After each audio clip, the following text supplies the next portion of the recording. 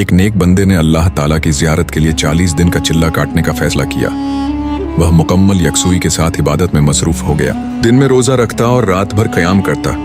उसका सारा वक्त दुआ और इबादत में गुजारता। सारी रात अल्लाह पाक के सामने रोता रहता था। 36वीं रात को उसने एक गैबी आवाज सुनी जिसने कहा, शाम को तांबे के बाजार में फलां दुकान पर जाओ और अपनी मुराद पालो। वह वक्त से पहले बाजार पहुंच गया और तांबा साज की दुकान तलाश करने लगा।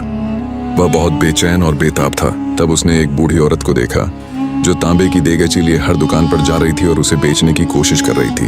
वह जिस तांबा साज को बर्तन दिखाती वह उसे तोल कर कहता कि 4 रियाल मिलेंगे, लेकिन बढ़िया 6 रियाल में बेचना चाहती थी। कोई भी तांबा साज 4 रियाल से ज्यादा देने को तैयार नहीं था। बूढ़ी औरत मायूस होती जा रही थी और घूमती रही। आखिरकार वह बढ़िया एक तांबा साज के पास पहुंची जो अपने काम में मसरूफ था।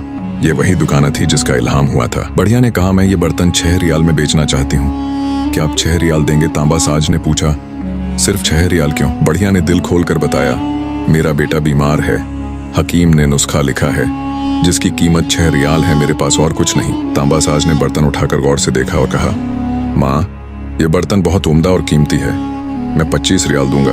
बूढ़ी औरत ने चौंक कर कहा, क्या आप मेरा मजाक उड़ा रहे हैं? तांबा साज ने कहा, हरगज नहीं, मैं सच कह रहा हूँ। तांबा साज ने बढ़िया के हाथ में 25 रियाल रख दिए। बूढ़ी औरत की आंखें खुली की खुली रह गईं और वह दुआएं देती चली गई। वह शख्स ये सारा मंजर देख रहा था।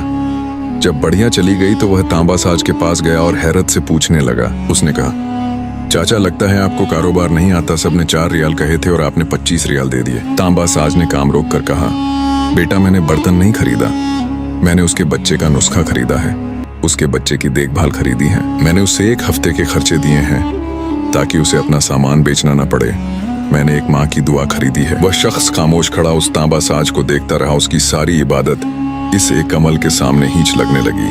अचानक उसने फिर वही गैबी आवाज सुनी, चिल्ला कशी से कोई मेरी जियारत का शरफ हासिल नहीं कर सकता। गरीबों को थामो, गरीबों का हाथ पकड़ो, हम खुद तुम्हारे पास चल कर आएंगे। उससे समझ आ गई कि अल्लाह को खल्क की खिदमत पसंद है, खलवत निशनी नहीं। उसने तांबा साज के हाथ चूमने चाहा, लेकिन तांबा साज ने आजिज़ी से इनकार कर दिया। उसने कहा, यह तो अल्लाह की रजा के लिए था। वह बाजार से वापस जा रहा था। उसने देखा कि खुदा की रजा गलियों में है, लोगों की खिदमत में है, न कि तन्हाई में। ये कहानी सिखाती है कि अल्लाह को खल्क की खिदमत सबसे ज्यादा पसंद है। इबादत का हकीकी मकसद इंसानियत की खिदमत है, अलग थलग रहना नहीं। अल्लाह पाक हमें भी हदायत दे, हम भी अल्लाह के राह में चल पड़े। आमीन।